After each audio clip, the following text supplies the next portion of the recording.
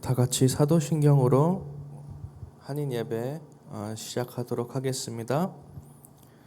전능하사 천지를 만드신 하나님 아버지를 내가 믿사오며 그 외아들 우리 주 예수 그리스도를 믿사오니 이는 성령으로 잉태하사 동정녀 마리아에게 나시고 본디오 빌라도에게 고난을 받으사 십자가에 못 박혀 죽으시고 장사한 지 사흘 만에 죽은 자 가운데서 다시 살아나시며 하늘에 오르사 전능하신 하나님 우편에 앉아 계시다가 저리로서 산자와 죽은 자를 심판하러 오시리라. 성령을 믿사오며 거룩한 공회와 성도가 서로 교통하는 것과 죄를 사하여 주시는 것과 몸이 다시 사는 것과 영원히 사는 것을 믿사옵나이다. 아멘. 우리 다 같이 나의 안에 거하라 찬양하도록 하겠습니다.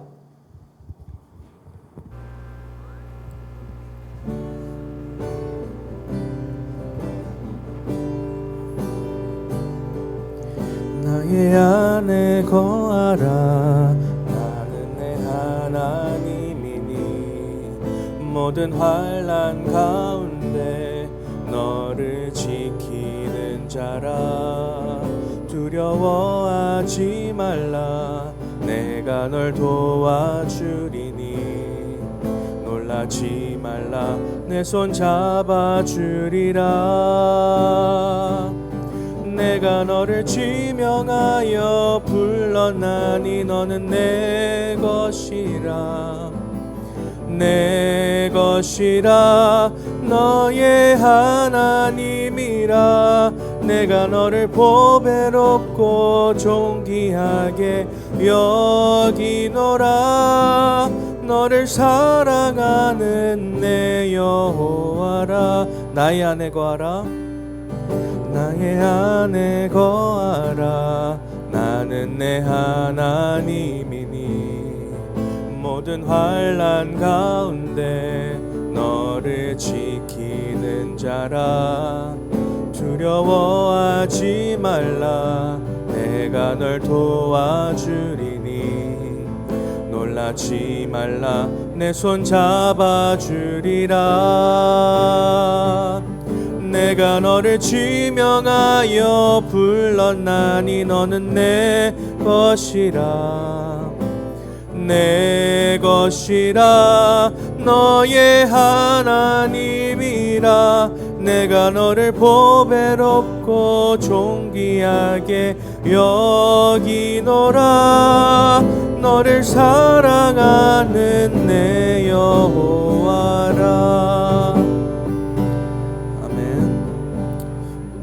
또 세상 법정에 송사하지 말라라는 말씀을 받을 텐데 말씀을 대언하실 김현도 목사님과 또 저희 마음 그릇을 놓고 기도드리는 시간 갖도록 하겠습니다. 다 같이 기도드리겠습니다.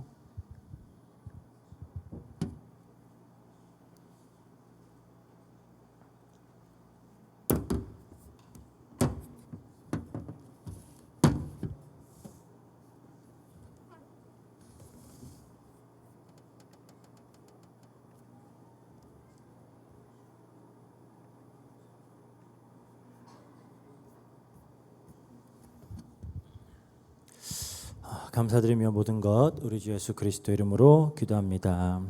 아멘.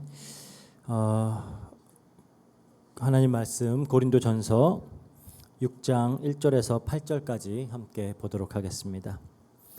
고린도전서 6장 1절에서 8절 제가 읽도록 하겠습니다. 너희 중에 누가 다른 이와 더불어 다툼이 있는데 구태여 불의한 자들 앞에서 고발하고 성도 앞에서 하지 아니하느냐? 성도가 세상을 판단할 것을 너희가 알지 못하느냐? 세상도 너희에게 판단을 받겠거든 지극히 작은 일 판단하기를 감당하지 못하겠느냐? 우리가 천사를 판단할 것을 너희가 알지 못하느냐? 그러하거든 하물며 세상 일이랴. 그런즉 너희가 세상 사건이 있을 때에 교회에서 경히 여김을 받는 자들을 세우느냐? 내가 너희를 부끄럽게 하여 이 말을 하노니 너희 가운데 그 형제 간의 일을 판단할 만한 지혜 있는 자가 이같이 하나도 없느냐? 형제가 형제와 더불어 고발할 뿐더러 믿지 아니하는 자들 앞에서 하느냐? 너희가 피차 고발함으로 너희 가운데 이미 뚜렷한 허물이 있나니 차라리 불의를 담당하는 것이 낫지 아니하며 차라리 속는 것이 낫지 아니하냐. 너희는 불의를 행하고 속이는구나. 그는 너희 형제로다. 아멘. 이제 고린도전서 6장으로 넘어왔습니다. 5장에서는 이제 교회의 순결함과 이 거룩을 지키기 위해서 교회 내에 완악한 죄인들을 좀 단호하게 권징하라라고 명했죠. 그러면서 이제 5장을 이런 말로 마무리를 합니다. 교회 안에 있는 사람들이야 너희가 판단하지 아니하랴. 밖에 있는 사람들은 하나님이 판단하시려니와. 그렇죠. 그런데 6장의 이제 첫 문장을 읽는 순간 우리는 굉장히 당혹스러운 그런 장면을 맞이하게 됩니다. 고린도 교회 성도들끼리 어떤 법정 소송을 하는 그런 사건이 일어난 거예요. 뭐 정확한 소송의 내용은 알 수가 없습니다. 뭐 어떤 학자들은 뭐 재산 분쟁이나 뭐 사업 거래와 관련된 그런 문제였거나 뭐 손해보상이나 뭐 사기 같은 그런 민사 문제가 아니었을까 이렇게 추측을 하는데요. 문제는 이 5장에서 바울이 세웠던 그 원칙이 6장을 시작하자마자 산산조각 나고 있다는 거예요.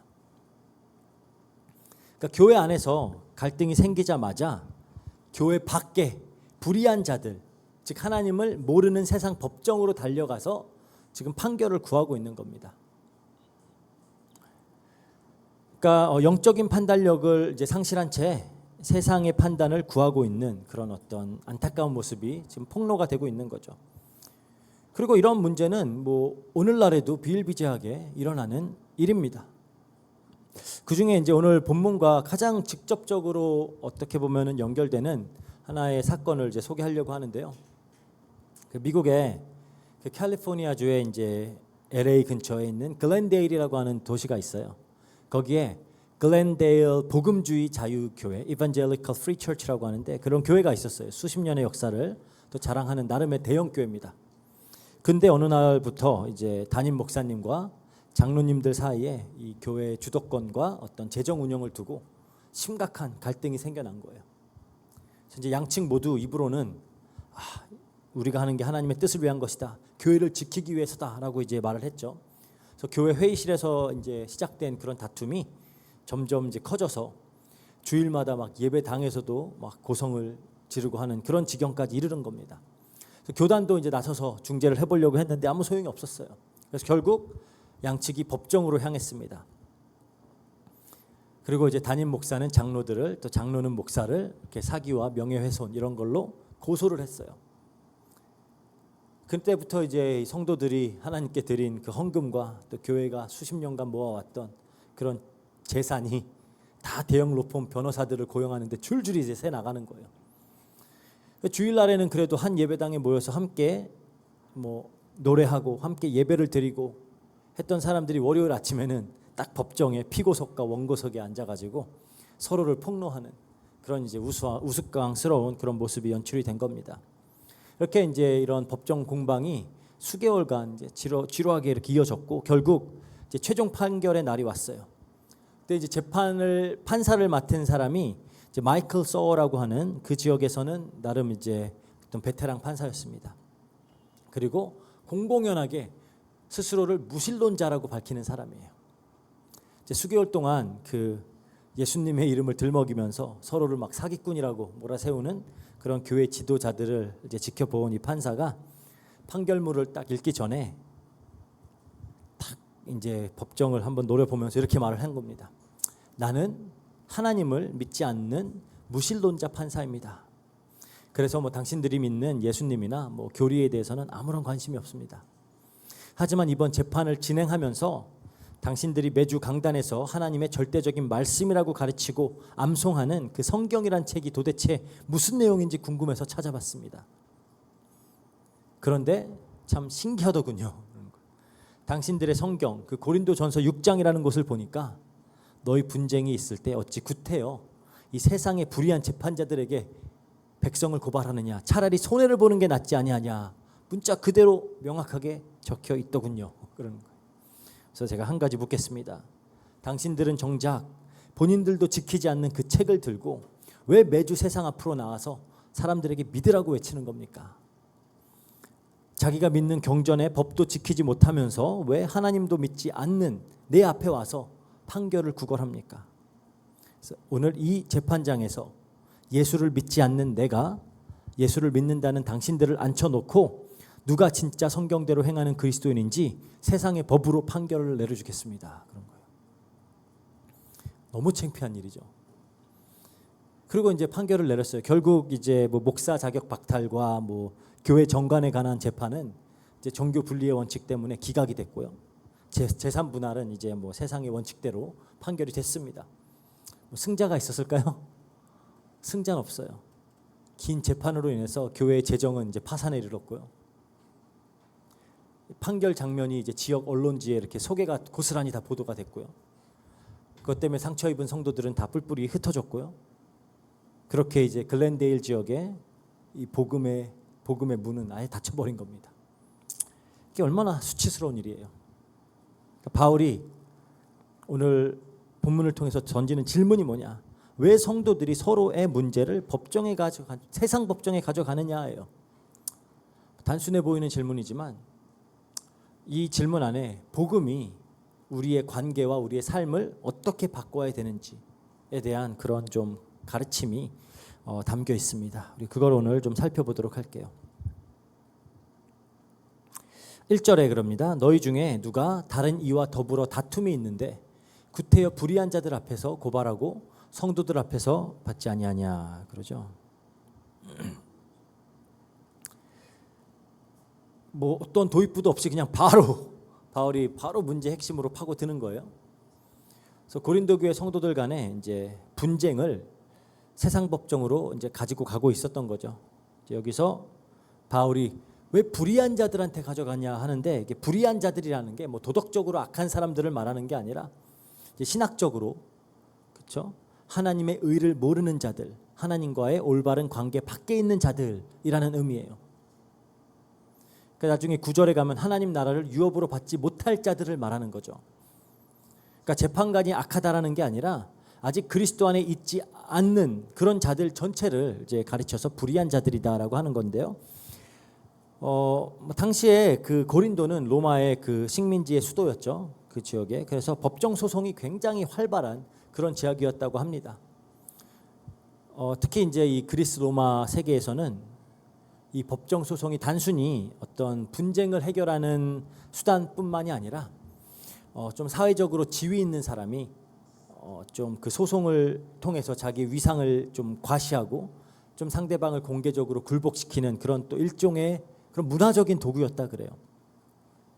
그러니까 이런 문화가 교회 안에 여전히 그 묵은 누룩으로 자리 잡고 있었던 거죠. 이에 대해서 이제 바울이 말합니다. 2절 3절에 성도가 세상을 판단할 것을 너희가 알지 못하느냐. 세상도 너희에게 판단을 받겠거든 지극히 작은 일 판단하기를 감당하지 못하겠느냐. 우리가 천사를 판단할 것을 너희가 알지 못하느냐.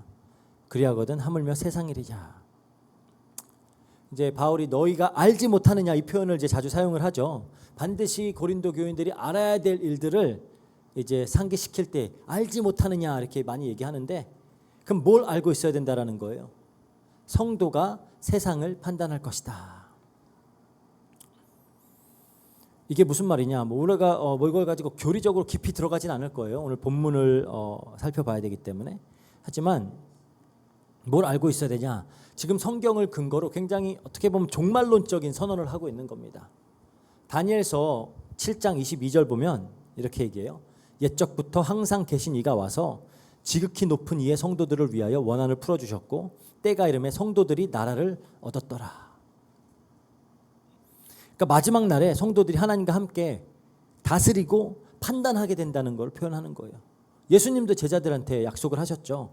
마태복음에 보면은 19장 28절에 예수께서 이르시되 내가 진실로 너희에게 이르노니 세상이 새롭게 되어 인자가 자기 영광의 보좌에 앉을 때에 나를 따르는 12보좌에 앉아 나를 따르는 너희도 12보좌에 앉아 이스라엘 12지파를 심판하리라.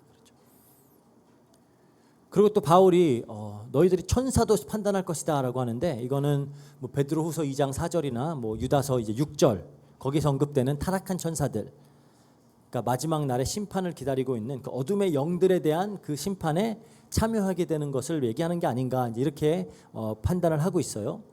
근데 이제 여기서 이제 중요한 질문이 생기는 겁니다. 그러면 우리가 그리스도와 함께 보좌에서 이 세상을 판단하고 천사들까지 판단하는 이 일이 그냥 먼 미래 이야기냐? 아니라는 거예요. 우리가 오전에도 아까도 얘기했지만 하나님 나라는 이미 그리고 아직, 이미와 아직의 구조, 우리가 이걸 배웠죠. 에베소서 2장 6절에 보면 바울이 이렇게 말합니다. 또 함께 일으키사 그리스도 예수 안에서 함께 하늘에 앉히시니. 다 과거형이에요. 우리가 이미 그리스도 안에서 하늘에 하나님 그 보좌에 앉아 있다라는 겁니다. 그러니까 성도들이 마지막 날에 이 세상을 판단할 수 있는 왕적인 권위는 지금 이미 교회 공동체에 주어졌다라는 거예요. 그러니까 이게 미래의 권위가 아니라 지금 교회 안에 실제로 임해 있는 권위라는 겁니다. 이게 왜 중요하냐?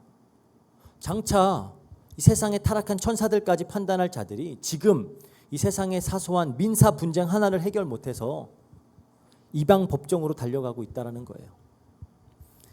그래서 이렇게 말하는 겁니다. 세상도 너희에게 판단을 받겠거든 지극히 작은 일 판단하기를 감당하지 못하겠느냐. 그러니까 우리가 계속 얘기했던 그 신분을 바르게 알고 그 신분답게 살라는 겁니다. 여기서 우리가 좀 짚고 넘어가야 될 중요한 내용이 있어요. 그게 이게 그냥 바울이 고린도 교회에 처음 소개하는 그런 원리가 아니에요. 이미 구약 이스라엘에서도 동일하게 이 원리가 작동되고 있었습니다. 그러니까 신명기 17장을 보면은 이스라엘 백성들 사이에서 분쟁이 생겼을 때 어디로 가야 되죠? 레위 제사장들과 재판장들 앞에 서야 되는 거예요. 그러니까 신명기 1장 17절에 그 이유가 뭐냐? 재판은 하나님께 속한 것이니. 그러니까 언약 공동체 안에서의 분쟁은 반드시 하나님의 이름 아래에서 해결해야 된다라는 겁니다.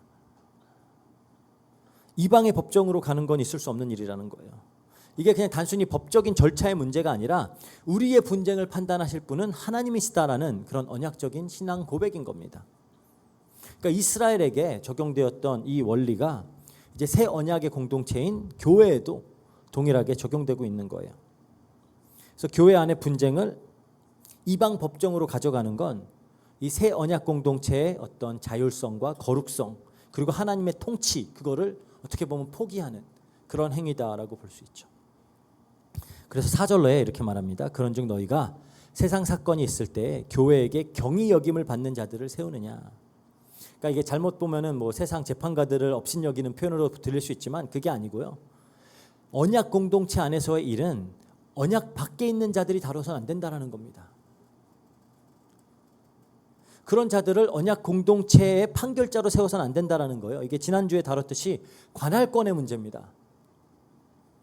그래서 5절에 바울이 이제 이렇게 말하죠. 내가 너희를 부끄럽게 하려 하여 이 말을 하노니 너희 가운데 형제 간의 일을 판단할 만한 지혜 있는 자가 하나도 없느냐. 바울이 솔직하게 말하는 거예요. 내가 너네 지금 부끄럽게 하려고 하는 거다. 의도적으로 지금 너희들에게 수치를 주고 있는 거다. 왜 그러냐? 우리가 계속 다뤘듯이 고린도 교회는 자신들의 지혜와 지식을 자랑하는 교회예요. 그걸로 교만해져 있던 교회입니다. 그렇게 자기의 지혜를 자랑하던 자들이 정작 형제들 사이에 다툼이 생기니까 이거 하나 해결할 지혜가 없냐라는 거예요. 그래서 세상 법정으로 달려가냐라고 하고 있는 겁니다. 그러니까 지혜 있는 자가 하나도 없느냐. 그러니까 제일 아픈 곳을 찌르는 거죠. 그렇게 자기의 지혜를 자랑하던 자들의 그 어리석음을 폭로하고 있는 겁니다. 이거는 고린도 교회만의 문제가 아니에요. 사실 뭐 한국 교회에서도 지금 교회 분쟁으로 세상 법정에 가는 일들이 꽤 자주 일어나죠. 우리가 뉴스에서도 많이 접하고요. 필리핀에서는 막 법정까지 가는지는 잘 모르겠는데 분쟁 중에 있는 교회들은 늘상 있어요. 뭐 항상 듣는 이야기죠. 그렇게 똑똑하다라는 사람들이 교회 안에 많은데 왜 그거 하나 해결 못하냐라는 거예요.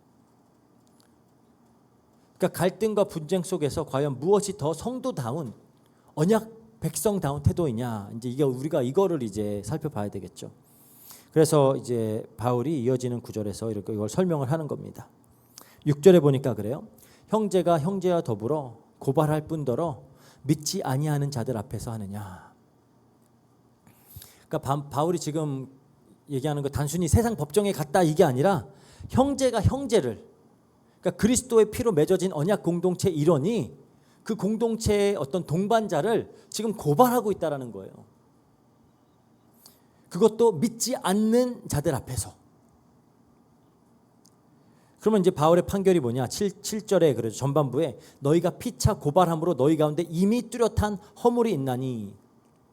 여기서 이미 뚜렷한 허물이 있나니라고 하는데 이게 헬라어 원문으로 보면은 이미 완전히 패배했다라는 거예요. 그러니까 허물이 있다라기보다 이미 이렇게 했다라는 것 자체가 너가 이미 진 거야라는 겁니다. 너희는 이미 완전히 패했다라고 얘기하는 거예요. 소송을 이기면 뭐하냐라는 겁니다. 소송을 이기면 그게 이긴 거냐? 내가 정당하게 받아야 할 것을 찾으면은 그럼 그게 승리냐? 세상의 논리론 그렇다는 거예요.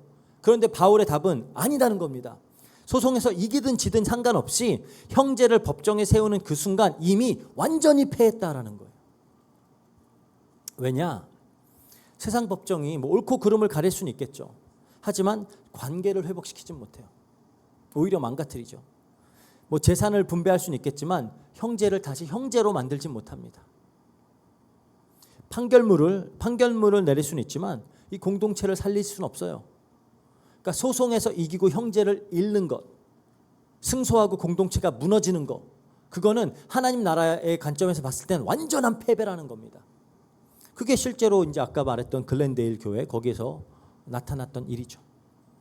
그래서 법정에서 그러니까 그 글렌데일 교회도 법정에서 판결 받고 파산되고 성도 흩어지고 복음 문 닫히고 아무도 이긴 사람이 없는 거예요. 잠언 17장 14절에 이렇게 말합니다. 다투는 시작은 뚝에서 물이 새는 것 같은즉 다툼이 일어나기 전에 시비를 그칠 것이라. 그러니까 분쟁이 처음에는 작아 보이지만 방치하면은 뚝 전체가 무너지는 거잖아요. 그래서 다툼이 커지기 전에 법정으로 가기 전에 그 시비를 그치라는 겁니다. 그리고 또 잠언 20장 3절에 보면 그래요. 다툼을 멀리하는 것이 사람에게 영광이거늘 미련한 자마다 다툼을 일으키느니라. 그러니까 세상은 싸워서 이기는 것을 영광이라 그러죠. 하지만 성경에선 다툼을 멀리하는 게 영광이다. 이게 복음이 가르치는 논리예요. 그럼 어떻게 하라는 겁니까? 7장 후반부에 그래요. 차라리 불의를 당하는 것이 낫지 아니하며 차라리 속는 것이 낫지 아니하냐. 이제 이게 받아들이기 힘든 거죠. 근데 잘 보면은 어딘가 우리가 들어본 말이에요. 이거는 예수님이 산상수훈에서 가르치셨던 그 말씀과 궤도를 같이 하고 있는 겁니다.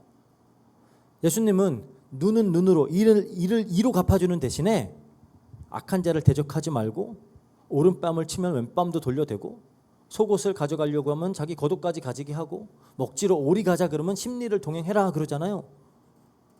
그렇게 하면서 이제 어떻게 마무리하시죠? 마태복음 5장 44절에 나는 너희에게 이르노니 너희 원수를 사랑하며 너희를 박해하는 자를 위하여 기도하라 그래요.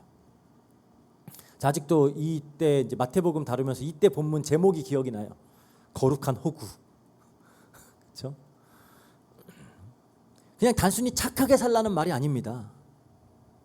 이거는 십자가에서 어떤 흘러나오는 그런 삶의 원리예요. 빌립보서 2장 5절에서 8절 보면은 그러죠. 예수님에 대해서 얘기합니다. 너희 안에 이 마음을 품으라. 곧 그리스도 예수의 마음이니 그는 근본 하나님의 본체시나 하나님과 동등됨을 취할 것으로 여기지 아니하시고 오히려 자기를 비워 종의 형체를 가지사 사람들과 같이 되셨고 사람의 모양으로 나타나사 자기를 낮추시고 죽기까지 복종하셨으니 곧 십자가의 죽음이라. 예수님은 하나님과 동등한 모든 권리를 주장하실 수 있는 분이에요. 억울하게 정죄를 받을 이유가 없습니다. 당하지 않으셔도 돼요. 근데 형벌을 당하셨어요. 모든 권리를 취할 것으로 여기지 아니했다 그러면서 자기를 비웠다 그래요. 그러니까 만약 성도들이 자기의 정당한 권리를 포기하고 불의를 감수하는 것은 이 그리스도의 십자가의 패턴을 따르는 거라는 겁니다. 바울이 1장에서 그랬죠. 십자가의 도가 멸망하는 자들에게 미련한 것이다. 하지만 구원을 받는 우리에게는 하나님의 능력이다. 그러니까 세상의 지혜는 내 권리를 지켜라. 불의에는 반드시 맞서서 손해보지 말아라. 그렇게 얘기하지만 하나님 나라는 그리스도께서 우리를 위해 먼저 그 길을 걸으셨기 때문에 형제를 위해서 억울함을 감수하는 것은 그게 지혜고 능력이다라는 거예요. 세상은 그걸 어리석게 보지만 이게 능력이다라는 겁니다. 그래서 바울이 로마서에서도 이렇게 가르치는 거예요. 로마서 12장 17절에서 19절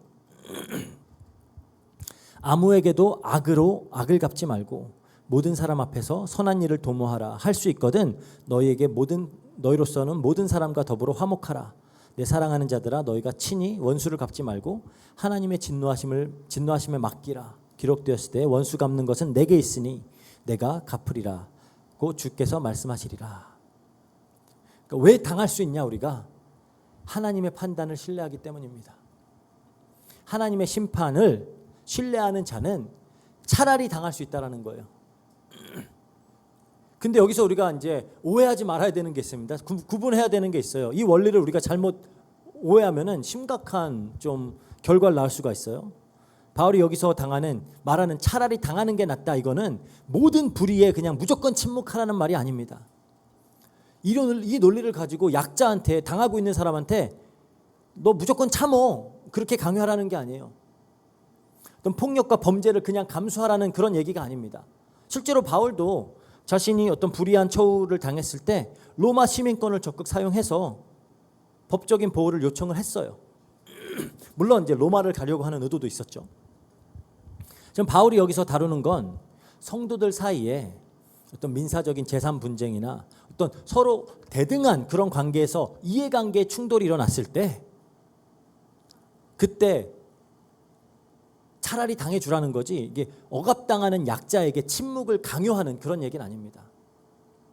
오히려 자신의 권리를 충분히 주장할 수 있는 사람이 형제와 공동체를 위해서 그 권리를 자발적으로 내려놓는, 능동적으로 내려놓는, 그게 사랑의 행위다라고 가르치는 거예요. 그러니까 괜히 약자를 억압하는데 이걸 사용해서는 절대 안 되는 겁니다. 그러니까 강요된 포기가 아니라 자발적으로 희생할 수 있는 사람이 희생하라는 거예요.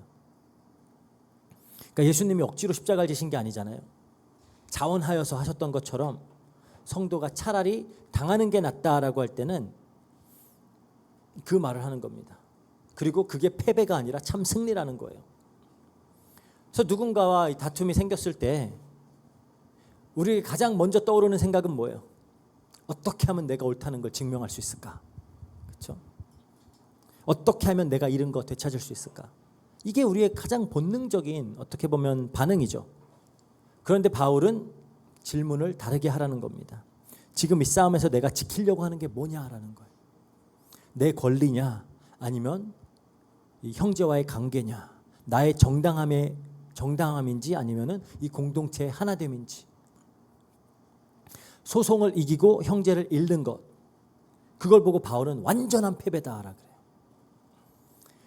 근데 만약에 조금 억울하더라도 그걸 감수하고 형제와의 관계를 지켜내면 그게 세상의 눈에는 어리석어 보일 수 있지만 하나님 나라에선 그게 진짜 승리다라고 하는 거예요.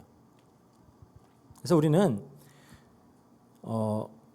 그리스도께서 우리를 위해 먼저 당하신 그 불의가 얼마나 큰 건지 알고 있잖아요.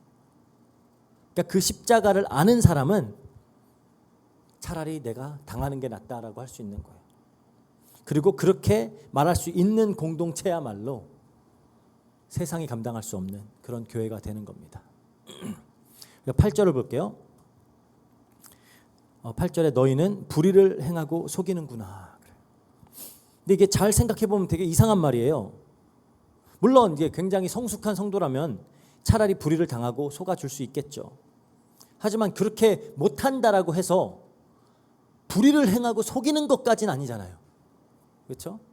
어쨌든 소송을 걸었을 때는 내가 피해자라는 확신이 있기 때문에 소송을 건 건데, 바울은 소송 행위 그 자체를 형제에게 불의를 행한 것이고 속이는 것이다 라고 지금 그렇게 규정을 해버려요.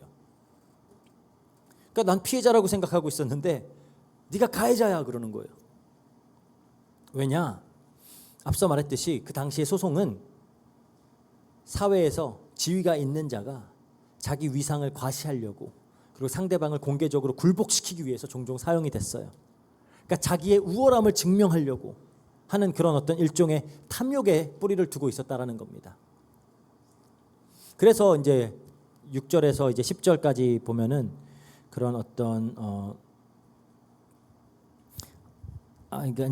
거기가 아니구나. 이제 9절에서 보면은 10절까지 보면은 탐욕스러운 자가 하나님 나라를 유업으로 받지 못할 것이다 라고 하면서 이제 탐욕스러운 자에 대해서 바로 얘기가 이어지는 겁니다.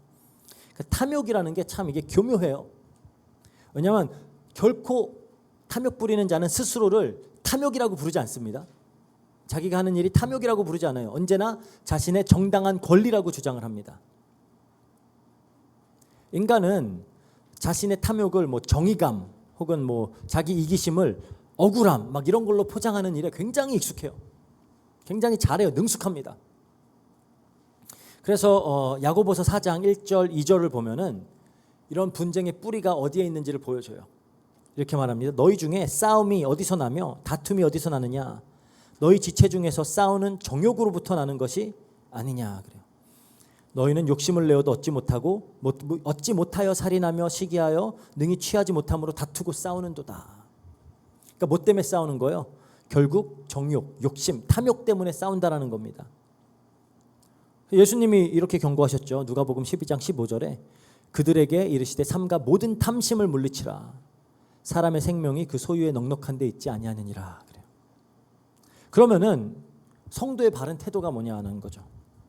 형제를 법정에 세우기 전에, 형제를 고발하기 전에 혹시 내 안에 탐욕이 있는지, 시기가 있는지, 어떤 상처받은 자존심 때문에 내가 판단을 왜곡하고 있는 건지 그걸 스스로에게 먼저 물어봐야죠.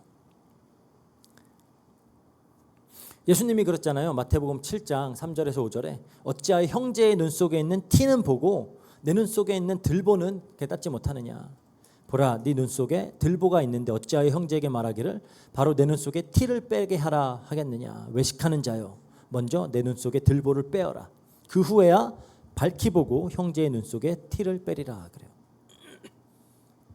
티를 빼지 말라는 게 아니에요. 먼저 네 거부터 바라는 겁니다. 형제를 판단하기 전에 먼저 자기 자신을 돌아보라는 거예요. 형제의 잘못을 다루기 전에 먼저 내 안을 들여보라는 겁니다. 그러니까 바울이 너희는 불의를 행하고 속이는구나 라고 할 때 이게 단순히 어떤 행동에 대한 정죄가 아니라 자기 내면을 들여보라는 거예요. 그리고 또 우리가 결코 이제 놓치지 말아야 되는 측면이 있는데 성도가 서로를 법정에 세우고 소송을 걸 때 그 모습을 불신자들이 보고 있다라는 사실입니다. 우리가 서론에서 봤듯이 그 판사가 그렇죠? 정말 판결문 보면 그 경각심을 일으키죠. 예수님은 모든 성도들에게 세상의 소금이고 세상의 빛이다라고 했어요. 빛을 비추어서 세상 사람들이 착한 행실을 보고 하늘에 계신 너희 아버지께 영광을 돌리게 하라 그랬어요. 그게 성도의 삶, 교회의 삶, 그 자체가 세상을 향한 증언이라는 겁니다. 근데 교회 안에서 분쟁과 다툼이 일어나고 성도가 성도를 법정에 세울 때 안타깝지만 우리는 스스로 그 빛을 꺼버리는 거예요. 한국 교회 왜 이렇게 욕먹어요? 맨날 언론에 싸우는 이야기, 언론에 그런 범죄 이야기 이런 것들이 계속 나오니까 세상 사람들이 보고 욕하는 거예요.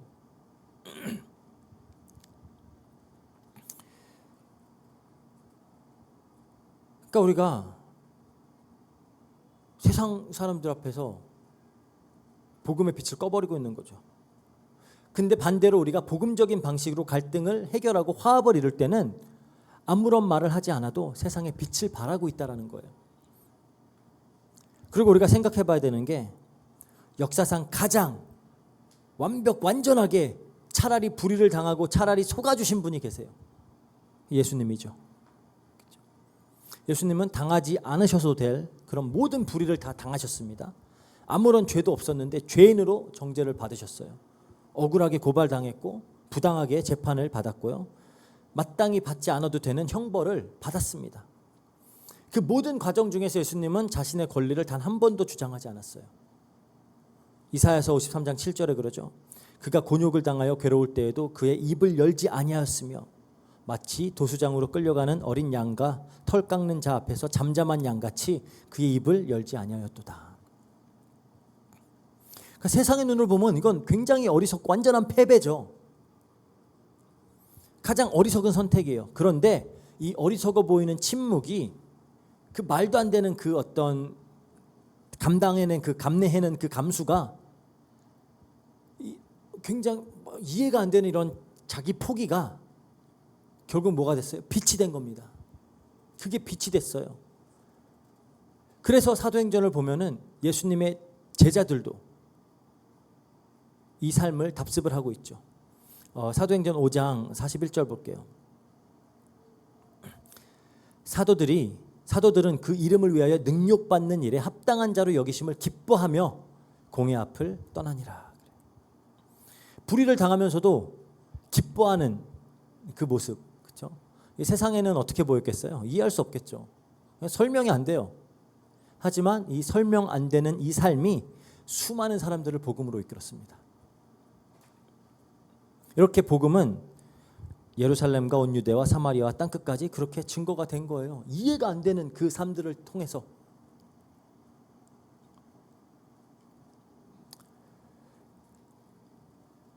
그 정말로 설명 안 되는 그 삶이 수많은 사람들을 복음으로 이끄는 거예요. 빛은 자기 주장을 하지 않죠. 막 소송 걸고 그러지 않아요. 그냥 빛을 발합니다. 그리고 그 빛이 비칠 때 어둠이 물러나요. 그래서 성도가 세상 방식 대신에 복음의 방식으로 살아갈 때, 그러니까 억울함을 좀 감수하고 차라리 손해를 택하고 형제를 법정 대신에 하나님 앞으로 데려갈 때 그 삶 자체가 세상은 도저히 만들어낼 수 없는 그런 빛이 된다는 겁니다. 그리고 우리는 그 삶을 살아라라고 권면을 받고 있는 거예요. 그래서 이렇게 이제 오늘 우리가 조금은 받아들이기 힘들고 굉장히 불편할 수 있는 이런 말씀을 함께 살펴봤습니다. 성도가 성도를 법정에 세우는 일이 완전히 패배한 거다. 그것 자체가 패배다. 이미 차라리 당하는 게 낫다. 그리고 이 소송 이면에 숨어있는 그 탐욕을 먼저 들여보라는 겁니다. 근데 문제는 솔직히 알겠다 이거예요. 이 삶이 정말로 가능합니까? 우리가 억울하게 당했을 때, 내가 내 것을 빼앗겼을 때, 형제에게 배신당했을 때, 차라리 당하는 게 나라면서 평화를, 화합을 도모할 수 있을까요? 우리 애들 싸우는 것도 보면은 다른 거 아니에요. It's unfair. 불공평하다는 겁니다. 뭔가 내가 마땅히 누려야 될 권리를 침해당했다라는 거예요. 그거는 반드시 찾아내야 된다라는 겁니다. 차라리 손해를 본다? 자매인데, 그렇죠? 한 집에서 맨날 먹고 같이 보고 같이 자고 하는 사이인데도 그건 절대 못하겠다라는 거예요. 세상의 논리로는 안 됩니다. 이거는 우리 결단으로, 우리 의지력으로는 절대 안 돼요. 그럼 어떻게 가능하냐? 그 답은 우리가 이제 다음 주에 살펴볼 거예요. 우선 힌트를 주자면 11절에 너희 중에 이와 같은 자들이 있더니 주 예수 그리스도의 이름과 우리 하나님의 성령 안에서 씻음과 거룩함과 의롭다 하심을 받았느니라. 씻음과 거룩함과 의롭다 하심을 받은 자들은 가능하다라는 겁니다. 은혜를 입은 자들, 그 은혜의 크기를 아는 자들은 형제를 위해 자신의 권리를 내어놓을 수 있다라는 거예요. 원수도 한번 사랑해 볼 수 있다라는 겁니다. 내가 그리스도 앞에서 얼마나 큰 빚을 진 잔지 아는 사람들은 차라리 내가 당하겠다라고 말할 수 있다라는 거예요. 그리고 성경은 성도는 이 삶을 위해서 부르심을 받았다라고 얘기를 해요. 베드로전서 2장 21절에 그럽니다. 이를 위하여 너희가 부르심을 받았으니 그리스도도 너희를 위하여 고난을 받으사 너희에게 본을 끼쳐 그 자치를 따라오게 하려 하셨느니라. 그러니까 우리가 이렇게 살아갈 때 그게 다른 게 아니라 그리스도의 발자취를 따르는 삶이라는 거예요. 혹시라도 공동체 안에서 나에게 피해를 끼치고 있다라고 생각되는 그런 형제나 자매가 있다면은, 혹시 지금 나를 속이고 있다라고 생각이 들게 하는 사람이 있다면, 그것도 아니고 그냥 마음속에 미운 사람들도 있을 수 있죠. 그런 사람들이 있다면 우리는 어떻게 해야 될까요? 물론 없기를 바랍니다. 없기를 바라지만 혹시라도 있다면은 말씀을 실천해 볼 수 있는 기회예요. 우리의 신분을 알기 때문에.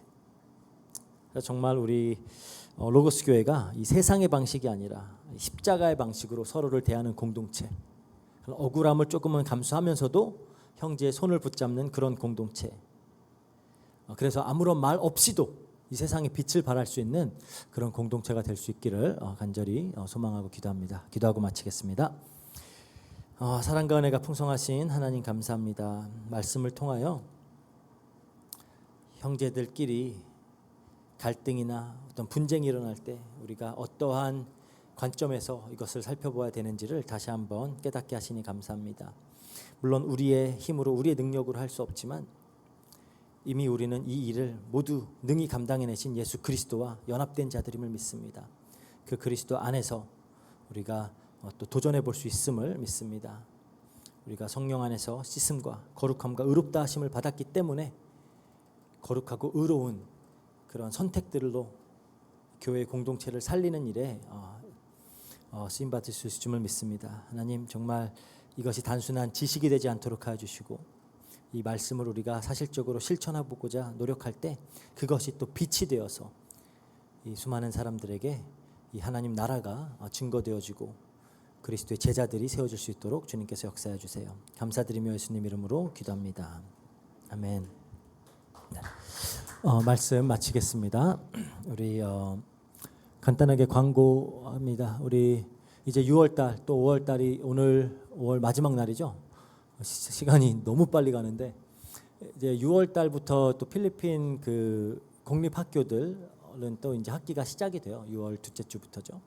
거기에 맞춰서 우리 이제 샘스도 이제 바공신랑과 우리 다한투버와 엘도라도에 이제 또 시작을 합니다.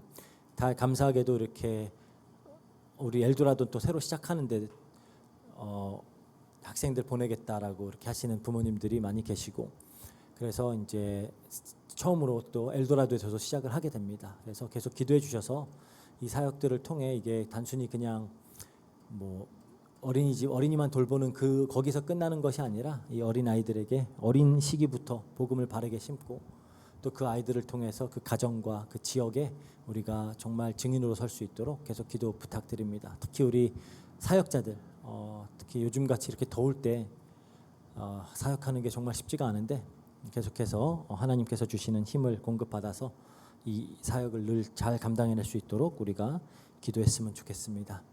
네, 오늘 또 5월 마지막 주라서 대예배 마치고 우리 부서장들 모임 잠깐 갖도록 하겠습니다. 네, 이상입니다. 우리 주기도문하고 예배 마치겠습니다. 하늘에 계신 우리 아버지여, 이름이 거룩히 여김을 받으시오며 나라의 마옵시며 뜻이 하늘에서 이룬 것 같이 땅에서도 이루어지이다. 오늘날 우리에게 일용할 양식을 주옵시고 우리가 우리에게 죄진 자를 사하여 준 것 같이 우리 죄를 사하여 주옵시고 우리를 시험에 들게 하지 마옵시고 다만 악에서 구하옵소서. 대개 나라와 권세와 영광이 아버지께 영원히 있사옵나이다. 아멘. 네, 예배 마치겠습니다.